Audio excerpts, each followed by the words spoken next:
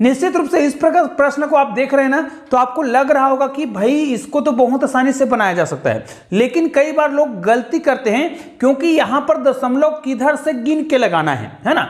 जैसे यहां पर देखिए, अगर इसको हम हल करें तो कई बच्चा क्या करेगा, देखिए यहां पर शून्य को गिन लेगा 1 2 3 और केवल दशमलव के बाद 4 ही जीरो है तो वो 4 जीरो लगाएगा। जैसे कि यहां पर देख सकते हैं मैंने कहीं ना कहीं पे 4 जीरो लगाया है, जैसे यहां पर 4 जीरो लगाया है, ठीक है।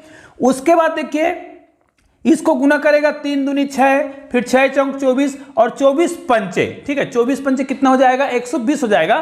तो भाई वो तो इसी ऑप्शन को राइट देगा, लेकिन ये वाला ऑप्शन तो बिल्कुल गलत है। निश्चित रूप से इसको बनाने के लिए हमें क्या करना है, ध्यान से बनाना है। और जब भी दशमलव लगाया जाता है तो आपको क्या करना है, जब हम 0 पॉइंट मान लिया जाए 5 को गुना करते हैं 0.2 से, तो हम दशमलव किधर से लगाते हैं, ध्यान दीजिएगा। इसमें पहले तो दशमलव को गिन लेना चाहिए। सबसे पहले आप इसको हल कर लीजिए, 5 दूनी कितना हो रहा है, 10 हो रहा है। अब आपको दशमलव किधर से लगाना है, तो यहां पर देखिए दशमलव, देखिए 1 और 2, मतलब टोटल 2 अंकों के बाद दशमलव लगाना है। तो दशमलव को हमें इधर से नहीं गिन कर लगाना है, गिनना इधर से है, जैसे 1 और 2 अंक, फिर यहां पर दशमलव लगाएंगे, यहां पर दशमलव लगाएंगे, फिर यहां पर शून्य लगाएंगे। तो इसका उत्तर जो है इतना आने वाला है।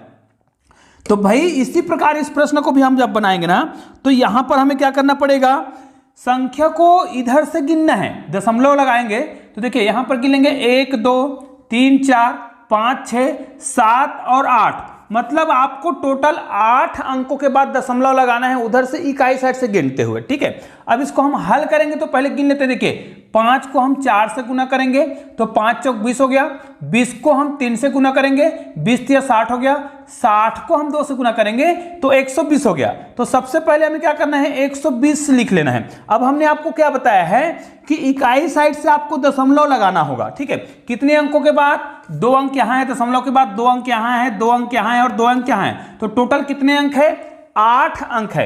अब दशमलव लगाते समय आपने तो पूरा इसको हल किया है तो 120 आया है। अब आपको 8 अंकों के बाद दशमलव लगाना है, तो देखिए 1 2 3, ये 4 हो गया, ये 5 हो गया, ये 6 हो गया और ये 7 हो गया और ये 8 हो गया।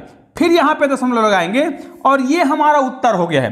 तो भाई ये वाला ऑप्शन आपको कौन सा सही लग रहा है? अब देखिए हमारा परफेक्ट उत्तर तो यही है, लेकिन देखिए यहां पर 1 2 3 4 5, मतलब 5 जीरो आपको ढूंढना है। तो 5 जीरो इसमें किसमें, देखिए 1 2 3 4 5 6 7 8, इसमें तो 8 जीरो है, जबकि इसमें टोटल 8 संख्या के बाद दशमलव लगाना था। तो यहां पर अगर इसको हम गिनेंगे तो 8 9 10 11 अंकों के बाद दशमलव लग गया, मतलब ये वाला क्या है, गलत है। टोटल आपको 8 अंकों के बाद दशमलव लगाना है। तो इसमें कितने जीरो हैं, 1 2 3 4 5 है ना, तो इसको गिनते हैं 1 2 3 4 और 5, ये 5 अंकों के बाद दशमलव है, ठीक है, 5 अंक जीरो है, 5 जीरो है और यहां पर देखिए लास्ट में एक और जीरो है। तो दशमलव के बाद हम जीरो लगा सकते हैं, मतलब इसको हम किस रूप में लिख सकते हैं, 0.1 2 3 4 और 5 जीरो लगाए 1 2, इसको हम इस प्रकार लिख सकते हैं। मतलब हमारा परफेक्ट आंसर क्या है, यही होगा। जबकि इसमें केवल कितने जीरो है, 1 2 और 3 ही जीरो है, मतलब ये भी गलत है, क्योंकि निश्चित रूप से यहां पर 5 जीरो यहां पर क्या हो रहा है, आ रहा है। तो टोटल हमारे पास संख्या कितना हो गया, मतलब टोटल कितने संख्याओं के बाद दशमलव लग रहा है, 8 संख्याओं के बाद। तो ये देखिए 1 2 3 4 5 6 7 और 8, तो यहां पर संख्या के बाद शून्य है, उसको लिखने की आवश्यकता नहीं है। तो हमारा परफेक्ट आंसर कौन सा होगा, ये वाला ऑप्शन राइट होगा। निश्चित रूप से आप लोगों ने मुझे बिल्कुल यही परफेक्ट कमेंट जरूर किया होगा, ठीक है। तो निश्चित रूप से अब देखिए हम अगले प्रश्न को देखते हैं। यहां पर हमें थोड़ा सा ट्रिक लगाना होगा, और वो ट्रिक कौन सा है, ध्यान दीजिएगा। यहां पर देखिए 6.5 और 6.5 को गुना किया जा रहा है, यहां पर 3.5 और 3.5 को गुना किया जा रहा है, और यहां पर 4.5 है ना, सॉरी 45.5 इनको क्या किया जा रहा है, माइनस किया जा रहा है। तो भाई हम क्या करेंगे, इनको या तो गुना करेंगे, इनको गुना करेंगे, फिर इनको हम क्या करेंगे, गुना करने के बाद जोड़ेंगे, फिर इसको घटाएंगे, तो ये तो लंबी प्रक्रिया हो जाएगा। तो निश्चित रूप से यदि इसको मैं शॉर्ट ट्रिक के माध्यम से बनाना चाहूं तो इसको मैं 2 तरीका आपको बताने वाला हूं। तो दोनों तरीका को आप लोग ध्यान से देखिएगा। देखिए कौन कौन सा तरीका अपनाएंगे, या तो हम क्या करेंगे, देखिए पहला तरीका क्या है, इसको हम क्या लिख सकते हैं, 6.5 है, इसका हम अगर स्क्वायर कर दे, देखिए 6.5 दो बार है तो स्क्वायर कर देंगे, फिर माइनस है, ठीक है। अब यहां पर 3.5 फिर 3.5, मतलब इनका भी स्क्वायर है, तो यहां पर हम 3.5 का क्या कर सकते हैं, फिर से स्क्वायर कर सकते हैं। उसके बाद यहां पर देखिए बीच में हमें क्या करना होगा, यहां पर अगर मैं इसको 2 गुणित क्या कर दूं, 6.5 कर दूं और गुणित 3.5 कर दूं, फिर यहां पर प्लस लगा दूं। तो इतने को जब हम हल करेंगे ना तो हमारा उत्तर कितना आएगा, 45.5 आएगा। मतलब यहां पर हमें एक सूत्र मिल गया, और सूत्र कौन सा है, a का स्क्वायर माइनस 2ab फिर प्लस b का स्क्वायर। अब इसका सूत्र हमें पता है, इसका मतलब क्या होता है, a माइनस बी, क्योंकि यहां पर माइनस दिया है, होल स्क्वायर करेंगे। अब देखिए a का हमने किस रूप में माना है, देखिए ये सूत्र यदि हमें याद है ना तो प्रतियोगी परीक्षाओं में जब हम बैठे हैं और इस प्रकार के प्रश्न को बनाएंगे तो हम तुरंत इसका उत्तर बनाएंगे। तो यहां पर हम क्या करेंगे, 6.5 को माइनस 6.5 में माइनस कर देंगे 3.5 को, और 6.5 में 3.5 को माइनस करेंगे और इसका स्क्वायर करेंगे। तो इसको हम हल करेंगे तो कितना आएगा, इसमें आप देख सकते हैं 3.0 आएगा, मतलब स्क्वायर, मतलब यहां पर 3 का स्क्वायर, और 3 का स्क्वायर मतलब 3 तिया 9। तो हमारा कौन सा ऑप्शन सही है, सी वाला ऑप्शन सही है। तो क्या इसको अगर हम टोटल हल करके देखें तो हमारा उत्तर इतना आता है, तो ये करके भी देख सकते हैं। ये तो हमने बताया शॉर्ट ट्रिक। हाँ, अगर इसको आपको शॉर्ट ट्रिक पता है तो आप क्या करते, 6.5 माइनस 3.5 को डायरेक्ट हल करते। तो आपको अगर इसका सूत्र पता है ना तो आप डायरेक्ट इसको इस प्रकार बना सकते थे, ठीक है। तो आपका उत्तर क्या होता, तुरंत आ जाता है इस प्रकार। लेकिन इसके लिए आवश्यक है कि आपको इसका फार्मूला पता हो।